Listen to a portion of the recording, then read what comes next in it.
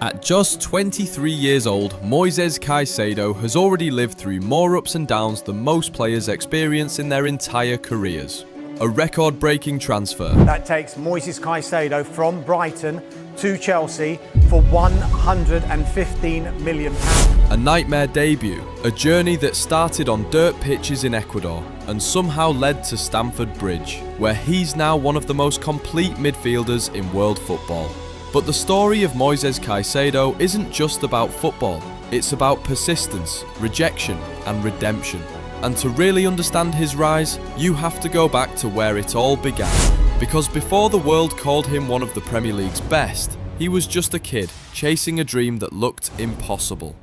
If you've watched Chelsea recently, you've seen it. Number 25 sprinting, tackling, covering every blade of grass like it's a personal mission. Game after game, Caicedo looks like he's running on a different battery level than everyone else. 90 minutes of intensity, not one wasted step. Analysts say he's the best midfielder in the Premier League right now, and honestly, they might be right. He wins the ball, starts attacks, shields the defense, and still finds time to pick out line-breaking passes. Under Enzo Maresca, he's become the glue, the reason Chelsea's young team actually functions. But here's what most people forget. Caicedo wasn't always this composed. A year ago, fans were calling him a flop, and before that, he was a kid from Santo Domingo who didn't even know if he'd eat that day, let alone play in Europe. So how did Moisés Caicedo go from barefoot football on dusty streets to breaking British transfer records? To find that answer, we need to go back to where the story really begins. Moisés Caicedo was born in Santo Domingo, Ecuador, a tough neighborhood where football wasn't a hobby, it was survival. The youngest of 10, his father drove a rickshaw and his mother washed clothes for extra cash. He played barefoot on rough pitches, with goalposts made from piles of rocks. His older brothers never went easy on him. "They taught me how to play hard," he said later. Even as a kid, he was different. While others were tired, he kept going. While some played for fun, he played like every touch genuinely mattered. One morning, everything changed. Local coach Ivan Guerra saw him striking the ball against a wall. Both feet, perfect technique.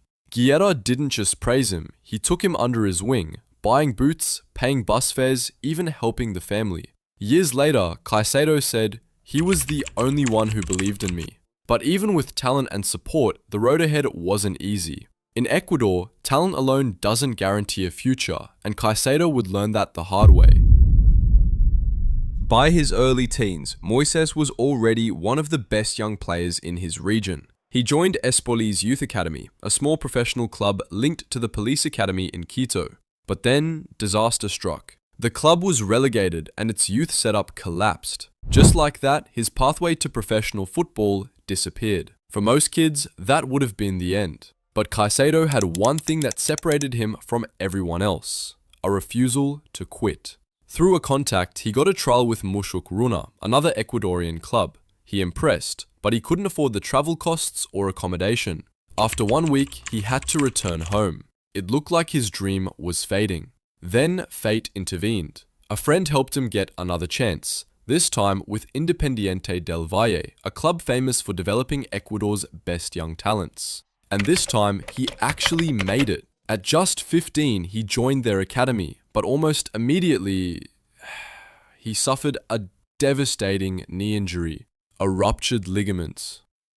10 months out. For a teenager who'd fought so hard just to get noticed, it was brutal. According to coaches at the time, he'd sit alone in his dorm room crying from frustration. He thought he might never play again. But Independiente had top facilities, and they believed in him. They gave him a tailored rehab program and even nutrition plans designed to rebuild him stronger. And when he came back, it was like watching a machine reborn, faster, stronger, hungrier. His under-18 coach later said, "Caicedo's athleticism was unmatched. He was like a man playing among boys. He began running games from midfield, pressing, intercepting, scoring from distance. He wasn't just back, he was dominating." Europe was supposed to be the dream, and for Caicedo, it was also the toughest test.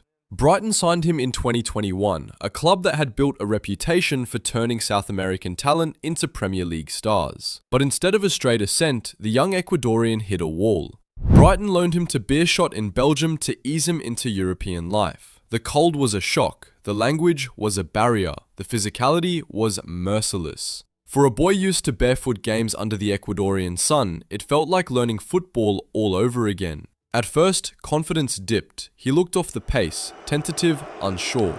Pundits wrote him off as raw, a prospect maybe, but not yet a Premier League player.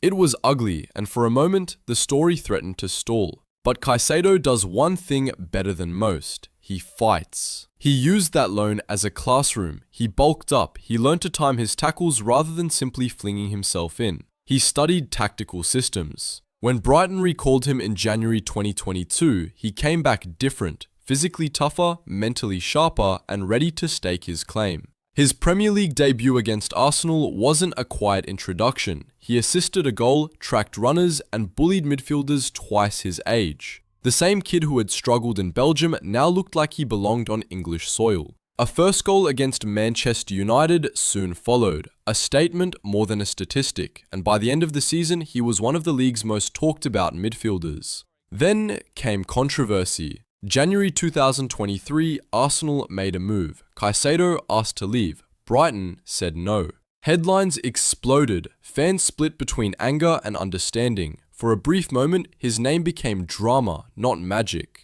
But that's not how this story ends. He stayed professional, trained, played, and helped Brighton achieve things the club had never dreamed possible. The boy who had begged for a chance returned the favour with performances, and in doing so, bought himself something else: belief. Big clubs would still call. Bigger decisions were on the horizon. Summer arrived with a transfer saga that read like a thriller. Liverpool were reportedly interested. As of late last night, Liverpool agreed a British transfer record deal with Brighton for the midfielder, a deal we understand to be worth £111 million. I just said it. Arsenal courted him. In the end, Chelsea swooped, and the fee shattered records. £115 million for a midfielder. The reaction was instant and savage. Social feeds lit up with doubt. Commentators questioned whether a player who'd once struggled in Belgium could justify such a price. Expectations are a physical thing in football. They sit on your shoulders and don't let you breathe. His first weeks at Stamford Bridge were bumpy. Teammates were new faces, systems unfamiliar, and every touch magnified under the microscope. His debut against West Ham was particularly brutal. Misreads, misplaced passes, and a few errors that pundits replayed like a highlight reel of failure. The word flop was thrown around without hesitation. The turning point came under different managers, but it was Enzo Maresca's system that finally let Caicedo breathe and dominate. No longer isolated by awkward tactics, he had teammates around him who understood his movement, who could open space and take pressure off. The midfield chemistry with Enzo Fernandez and Cole Palmer turned his potential into top-tier performance. Stat lines began to tell the story. Tackles and recoveries ticking up, passing accuracy climbing, distance covered per game through the roof. But statistics only tell half of it. There were moments, a thunderbolt from outside the box that left the stadium silent, a perfectly weighted through ball to split a defence, a composed stoppage time interception that killed a counter, that made doubters stop and stare. That bicycle of moments culminated in the kind of performances that define careers. A cup final where he controlled the middle, an away day at a rival where he bullied their engine into silence, a midfield hat-trick of influence that put his name in every highlight package. Chelsea supporters who once questioned the price now chanted his name. By season's end, he was Chelsea's Player of the Season. The headline wasn't just about goals or tackles, it was about leadership. Here was a player who'd taken the criticism, the pressure, the money, and turned it into responsibility. That's it for today on Prime 11. If you enjoyed Caicedo's journey, like, hit the bell, and subscribe for more deep dives into the players shaping modern football. Ciao!